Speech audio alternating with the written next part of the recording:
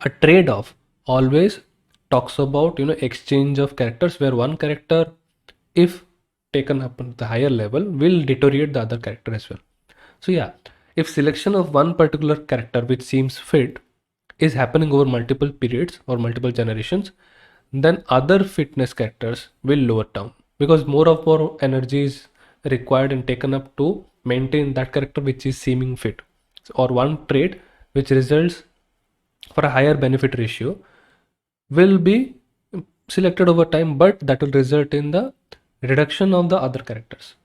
So, for example, swordtail fishes. Swordtail fishes have an extended caudal fin. The upper region of the caudal fin is little bit extended, which appears as a sword or a pointed needle, and the length of the sword tail or the tail of the caudal region results in the selection of that particular individual.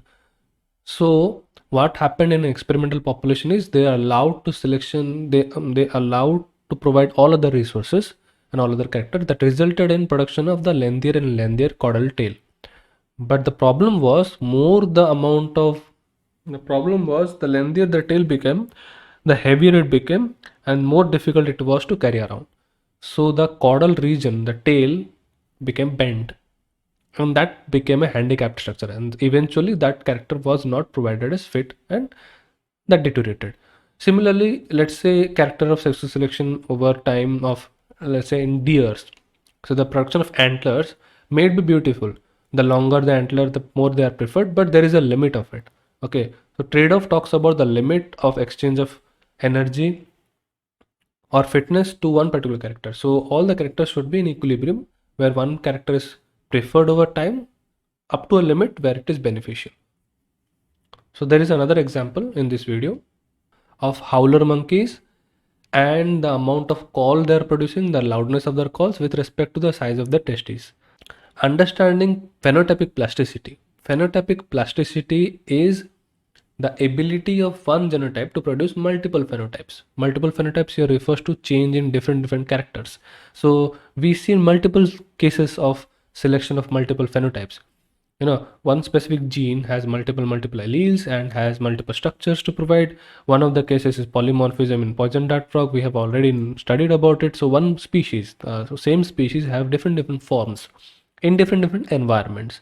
Okay, so that is the case. So phenotypic plasticity is pretty important and forms the basis of speciation, because multiple species have multiple characters over time, over different environments. So one character in an individual seem to be fit in that environment, another character seem to be fit in other environment, but the same species won't change. So the same species won't form different isolation at that point, but it will gradually do it if the environmental changes happen drastically, and if there is no gene flow that happens over those phenotypes. So in this case that we are talking about, in polymorphism in poison dart frogs, there is still gene flow that happens within these organisms. So that's why that is still polymorphs. So if they're isolated, let's say the islands are isolated and there are no cases of exchange of gene flow, then they'll become be new species, right? So that is how speciation occurs. So phenotypic plasticity is the point just before speciation. Another example of phenotypic plasticity is in case of spadefoot toad. It is also seen in many cases like our the Taphragis melonostrictus, that is common Asian toad. So here you are observing cannibalism. Now this kind of reaction happens when the tadpoles of spadefoot are present in a case of a pond where there are higher number of algae and shrimps. So they are usually omnivores. So the usual size of this is this much. Now imagine in a situation where the availability of shrimps became larger. So what will happen is they'll produce larger tadpoles.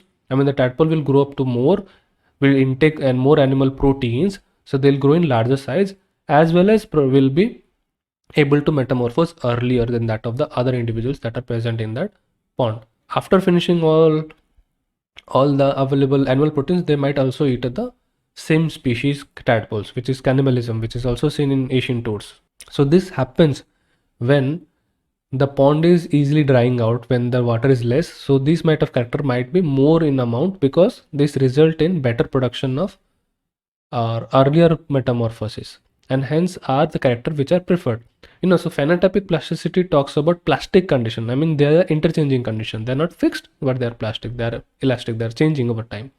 So these are example of phenotypic plasticity. These are also factors which leads to multiple character selections. Okay. Now coming up to the idea of artificial selection. So we know that one single species might produce some different polymorphs. So yeah, interesting fact is all the dogs that we see are still ancestor and belong to the same species, that of the common gray wolf, that is Canis lupus. Okay, so the dogs that we have, that we see in pets, all the individuals, all the dogs, the domestic dogs, are Canis lupus familiaris, a subspecies of that of the grey wolf. So they still belong to the same species and hence have the ability to mate or interbreed. Okay, but the different organisms, but the different breeds of dog that we see are artificially selected. Artificially selected in the sense they can see that the variation in sizes that happen. So one of the dog might perceive a certain character which produced shorter height and but longer tail. So yeah, these characters were selected and bred over time, and those character became more prominent and had these breed were different. Similarly, if you breed a Labrador and a Doberman, you will get a different kind of breed, right? And this kind of selection of certain characters like shiny coat or smaller size or longer legs or better smell. So whatever these characters are being selected, these are selected by humans, and yeah, that's why that is artificial selection. Similarly, where artificial selection happens on different traits in case of differential plants, different organisms, different animals. So there are multiple characters that we are looking at, picking up multiple characters and selecting over other negative effect or negative traits. Now coming back to the random processes in evolution, all these till now were more structured case of selection. One particular character was selected on the basis of the genotypic variation that happened, the mutation that created it, the selection of that mutation over time, and the fixation over generation. So there are multiple factors which happen randomly. Now genetic drift is such a case. Genetic drift talks about change in frequency of the gene genotypic structure.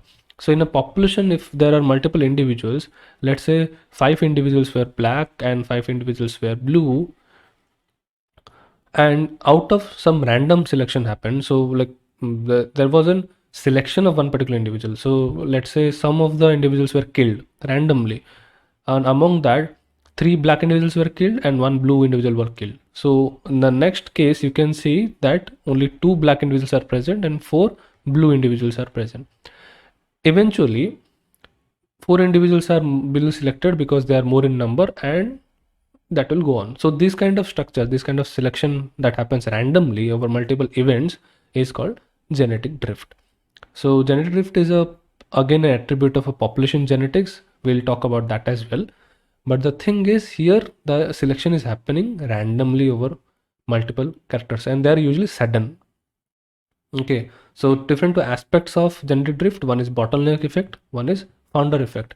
Bottleneck effect talks about any kind of drastic sharp change due to any external factor like environmental event, famine, earthquake, flood, fire, disease, drought, and even genocide, mass genocide that happened, like killing of Jews that happened, right? So it wasn't selected of certain character, but mass genocide happened for that region of deletion of entire country, explosion on all sort, and human population planning as well. So population planning happened reduction of individuals, but that wasn't allowed to select a specific character or physical character, but that just happened, reduction of individuals, and few characters were selected, few numbers were selected randomly.